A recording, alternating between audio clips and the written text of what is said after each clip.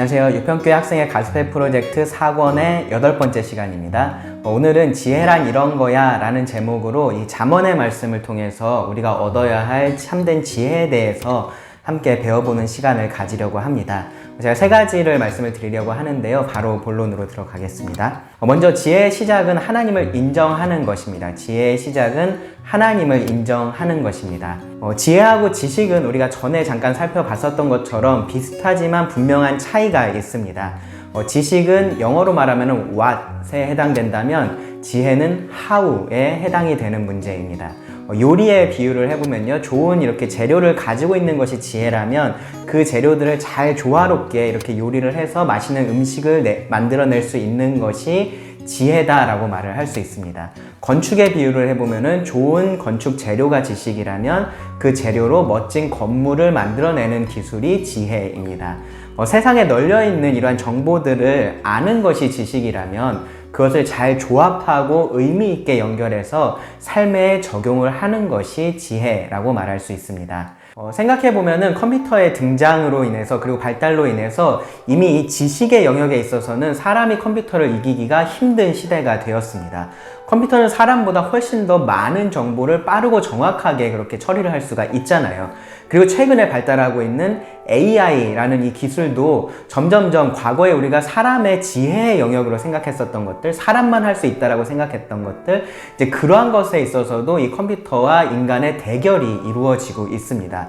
인간의 전유물로 여겨졌었던 직관에 관련된 것, 창의력에 관련된 것들, 심지어 이 감정, 감성의 영역까지도 컴퓨터가 침범을 하고 있는 거죠. 어쩌면은 지금 우리가 모르는 길을 갈 때 이렇게 내비게이션에 묻고 내비게이션의 대답을 믿고 가는 것처럼 언젠가는 우리가 컴퓨터에게 이 삶의 지혜를 구할 날이 오게 될지도 모르겠습니다.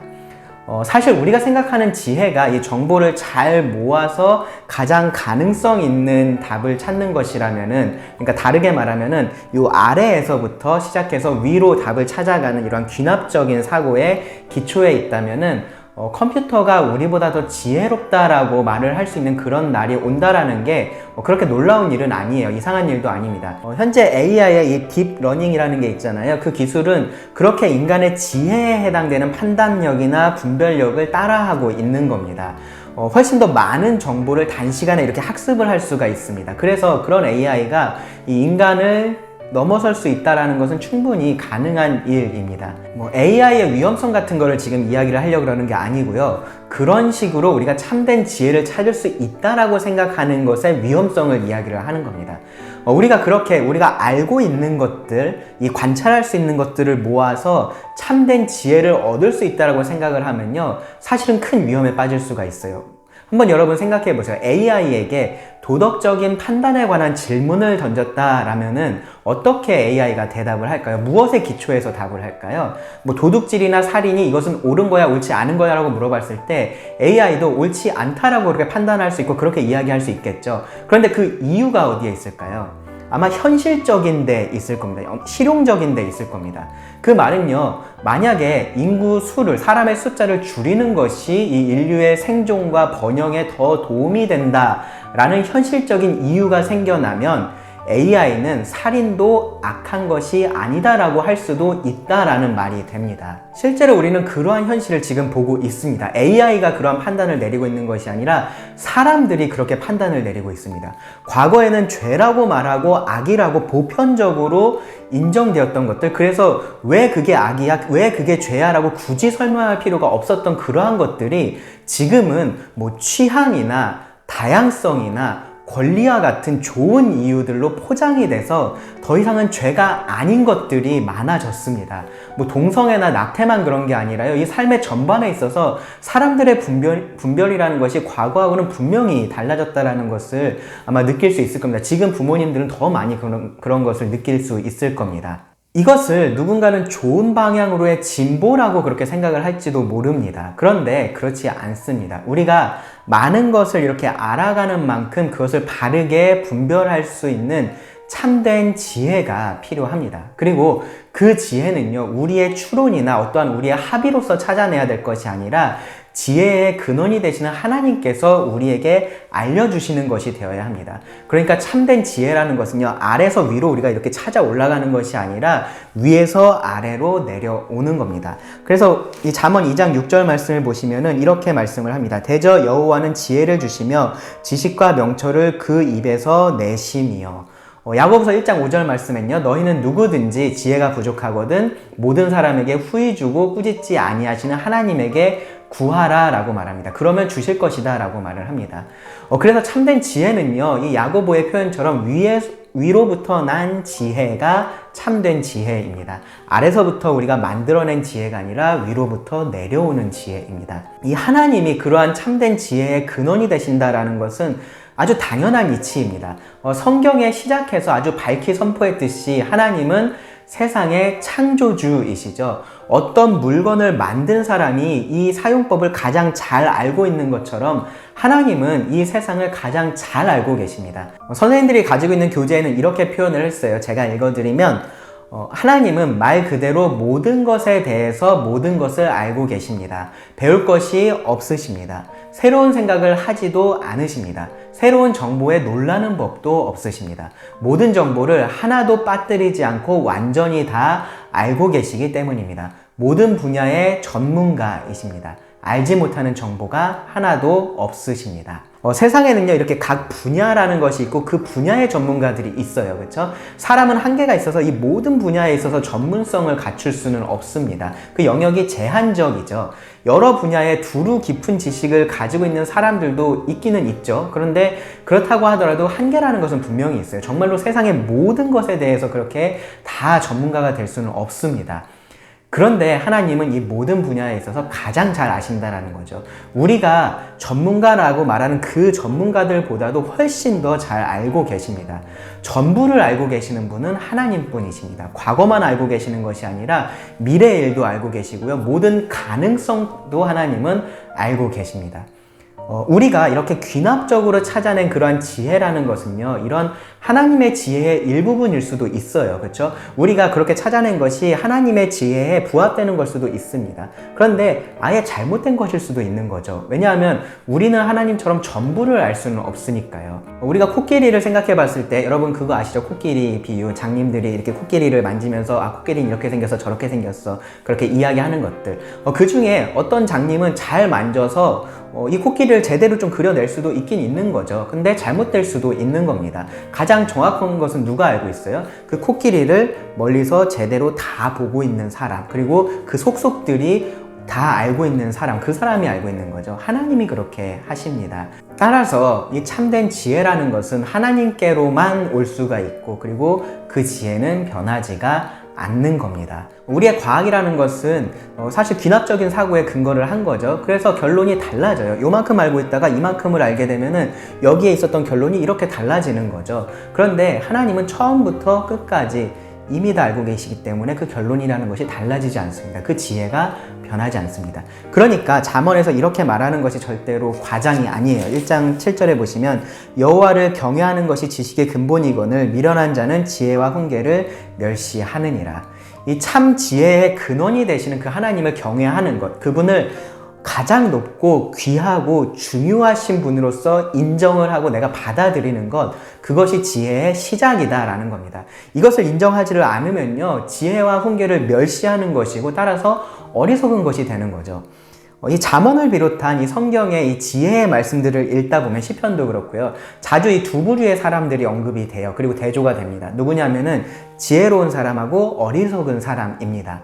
그런데 아주 흥미로운 것은 이 지혜로운 사람은 의인으로 말을 하고요, 어리석은 사람은 악인으로 묘사가 됩니다. 저는 어렸을 때 이런 대조가 잘 이해가 되지 않았던 적이 있습니다. 왜냐하면 똑똑한 사람도 나쁜 짓을 하고 이 어리석다라고 생각하는 사람들도 좋은 일들을 많이 하니까요. 또 실제로 그렇습니다. 그런데 이 성경에서 말하는 지혜로운 사람은 지능이 높은 사람, IQ 높은 사람을 말하는 게 아니라 이 지혜의 근원이 되시는 하나님을 경외하는 사람입니다. 그리고 어리석은 사람은 시편 14편에서 말하는 것처럼 그 마음에 하나님이 없다라고 말하는 사람이에요.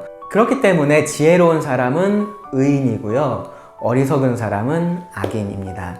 세상을 어떻게 살아야 하는지를 여러분 알고 싶으시다면 하나님을 경외하는 데서 모든 것들을 시작을 하셔야 됩니다. 자, 두 번째로 하나님을 신뢰해야 합니다. 이 하나님의 존재와 그분이 어떤 분이신지를 인정하고 받아들였으면은 그 다음으로 필요한 것은 계속해서 그 하나님을 신뢰하기 위해서 노력을 하는 거예요. 그러니까 기본적인 신뢰가 있어야 되고 또 그렇게 살기 위해서 노력을 해야 된다라는 거죠. 뭐 좋은 예가 아닐 수는 있는데 이제 저는 내비게이션을 현재로서는 꽤나 신뢰를 합니다.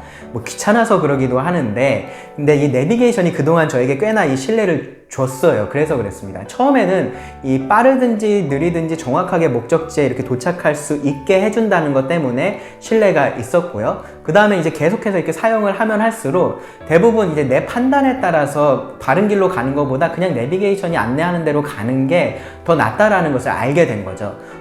그동안의 경험, 저는요, 그동안의 경험과 그리고 현재 이곳의 상황 정도, 내 눈에 보이는 요 정도의 상황만 알고서 뭔가 판단을 할 수 있는 거잖아요. 근데 내비게이션은 그렇지 않아요. 훨씬 더 많은 사람들의 경험을 알고 있고, 지금 요 앞에 상황뿐만 아니라 다른 도로의 상황까지도 알고 있으니까, 앞으로 내가 가는 길에 그런 상황도 잘 알고 있으니까 대부분은 저보다 더 좋은 판단을 아마도 내려왔었던 것 같아요. 그러다 보니까 지금 이제 어떠한 경향들이 좀 생겼냐면은 잘 아는 길을 갈 때도 혹시 내비게이션이 이렇게 다른 길로 안내를 하면은 무슨 일이 있나 보다라고 생각을 하고 이 내비게이션을 따라갈 때가 있습니다.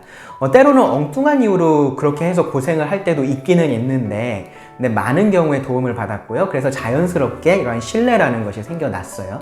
뭐 하나님을 이런 내비게이션에 비유하는 게 정말 좀 그렇긴 한데 근데 우리가 하나님을 신뢰한다라는 것도 사실 그렇습니다. 우리는 이 하나님을 믿음으로 지혜를 얻을 수 있게 됐지만 계속해서 그 지혜에 따라 살아가기 위한 노력이 필요해요.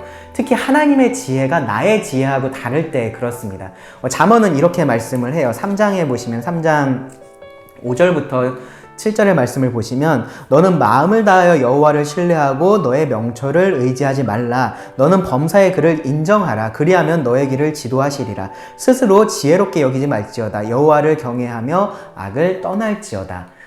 나의 상황은 내가 제일 잘 안다고 생각을 할 수 있습니다. 그래서 이제 하나님의 말씀과 나의 생각이 다를 때 우리가 그 말씀을 따르기가 어려운 거예요. 그런데 그 생각을 버려야 된다는 거죠. 하나님이 제일 잘 아십니다. 내 상황조차도 하나님이 제일 잘 아세요. 그래서 내 생각을 내려놓고 이 하나님의 지혜를 따르려는 그런 노력이라는 것이 필요한 겁니다. 하나님이 잘 아신다. 하나님이 가장 잘 아신다. 나보다 잘 아신다라는 것을 믿고 하나님을 따르는 겁니다. 이것이 처음엔 당연히 쉽지 않아요. 제가 처음에 내비게이션을 이용했을 때처럼 그렇습니다. 좀 불안할 때가 있습니다. 목적지에서 점점 멀어지는 거 아니야? 왜 이쪽으로 가? 그렇게 생각이 들 때가 있어요. 내가 더 잘 아는 것 같고 그래서 내 생각을 의지하고 싶은 마음들이 생깁니다. 그런데 이제 시간이 지나고 이제 내비게이션을 오래 사용을 하고 하면서 경험을 하면서 신뢰가 쌓인 것처럼 우리도 하나님을 그렇게 경험하면 이러한 믿음이 자라갑니다. 하나님이 맞다라는 것을 우리가 경험을 하게 되면 점점점 하나님을 더 신뢰할 수가 있게 되는 거죠. 걱정보다는 기대라는 것이 점점 커집니다. 뭔가 내가 알 수 없는 어떠한 것들이 펼쳐질 때 뭔가 불안해하고 이렇게 하면 안 되는 거 아니야? 그런 생각이 들기보다는 하나님께서 이것을 통해서 무언가를 하시겠구나라는 기대가 더 커져가는 거죠. 계속해서 나를 믿지 않고 하나님을 믿는 것, 그렇게 하나님을 경험하는 삶이 정말로 지혜로운 사람의 삶입니다. 자, 그럼 마지막으로 세 번째입니다. 그렇게 살아가라입니다. 그렇게 살아가라. 제일 중요한 게 그건 거죠. 그렇게 알았으면 그렇게 사는 겁니다. 지혜롭게 사는 삶이라는 것은 간단하게 이렇게 말할 수 있어요. 하나님의 지혜의 말씀을 듣고 순종하는 삶. 듣는 것, 그러니까 아는 것은 변화를 만들어내지 못해요. 아는 것은 시작입니다. 그래서 아는 것이 중요한 거죠. 알아야 합니다. 그런데 거기서 멈추는 것은 아무런 의미가 없습니다. 거기서 순종하는 것이 필요합니다. 성경은요, 여러분이 생각하는 것보다 훨씬 더 자세하게 우리의 삶에 대해서 말씀을 하고 있습니다. 우리 교재에서는요, 그 예로 잠언 22장 1절부터 10절의 말씀을 제시를 했는데요. 여러분 여기서 영상을 잠깐 멈추시고 해당 말씀을 읽어보시기 바랍니다. 그리고 속담이나 이런 격언의 그러한 의미를 설명하듯이 각 구절이 어떤 지혜를 말을 해주고 있는지 한번 함께 나눠보시기 바랍니다.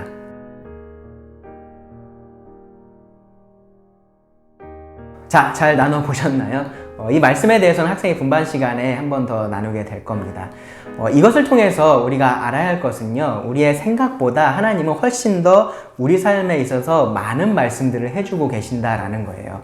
사실은 하나님은 이미 우리에게 필요한 모든 지혜를 다 주셨다라고 말씀을 합니다. 디모데후서 3장 16절 17절 말씀을 보시면 모든 성경은 하나님의 감동으로 된 것으로 교훈과 책망과 바르게 함과 의로 교육하기에 유익하니 이는 하나님의 사람으로 온전하게 하며 모든 선한 일을 행할 능력을 갖추게 하려 함이라 라고 말씀을 합니다.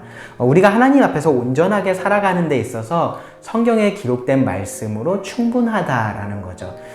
물론 말씀은 내비게이션은 아니에요. 제가 내비게이션 얘기를 오늘 많이 하는데 뭐 어디서 좌회전을 하고 어디에선 우회전을 하고 그런 것들 다 말해주지 않습니다. 뭐 직장을 어딜 들어가고 누구랑 결혼을 해서 어디 가서 살고 교회는 어딜 나가고 뭐 그런 거 다 말해주지 않아요.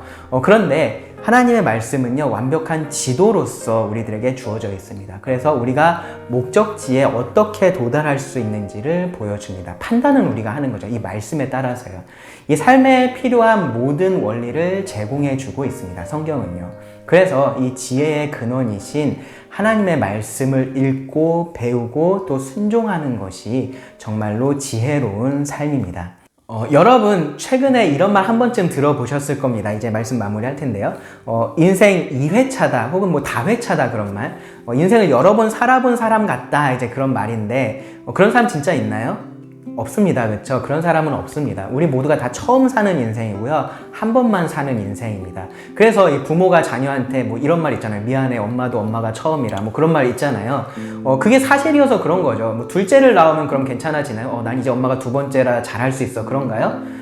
아니죠. 예, 그렇지 않습니다. 여전히 아이 둘을 키우는 거는 처음인 겁니다. 우리 삶은 모든 게 처음인 거예요. 그래서 다들 처음 사는 인생이니까 누구도 정답을 가지고 있지 않다라고 생각하고 나름의 그런 답을 찾으면서 살아가고 있는 겁니다. 그런데 꼭 그렇게만 생각할 것은 아니에요. 우리를 창조하시고 우리의 인생을 설계하신 하나님은 정답을 가지고 계시고요. 또 그것을 꽁꽁 숨겨두신 것이 아니라 우리에게 그 답을 알려주셨습니다. 성경이 바로 그것입니다. 성경은 우리 삶의 설계도이자 매뉴얼입니다. 그래서 내 삶을 잘 살고자 한다면 먼저는 하나님을 여러분 인정하시기 바랍니다. 그리고 그 하나님을 신뢰하시고 그리고 하나님께서 우리 삶의 구석구석에 대해서 해주시는 그 지혜의 말씀에 따라서 살아가실 수 있기를 바랍니다. 하나님의 지혜는 완벽하지만 그 지혜를 따르는 우리는 완벽하지 않아요. 그래서 길을 잘못 들 수도 있어요. 그렇죠? 잘못된 판단을 내릴 수도 있습니다. 그래도 계속해서 이 말씀의 지혜를 우리가 따르려고 노력하면요. 그런 삶은 하나님께서 인정하시는 정말로 잘 산 그러한 인생이 될 겁니다. 그러한 삶이 될 겁니다. 함께 기도하시고 오늘 말씀은 여기서 마치겠습니다. 하나님 감사합니다. 하나님께서 우리를 창조하시고 또 이 땅을 살아갈 수 있는 지혜를 드러내 주심에 감사드립니다. 우리가 그런 하나님을 알고 또 순종하며 살아갈 수 있게 도우시기를 원합니다. 또 이 말씀을 듣는 우리 친구들 가운데 아직까지 그런 하나님을 창조주로서 주권자로서 받아들이지 못한 친구들이 있다면 또 이러한 시간들을 통해서 다시 한번 자신의 삶을 돌아보게 하여 주시고 이미 하나님을 만난 친구들이라면 그런 하나님의 지혜에 따라서 살아갈 수 있도록 도우시기를 원합니다. 감사드리며 예수님의 이름으로 기도합니다. 아멘.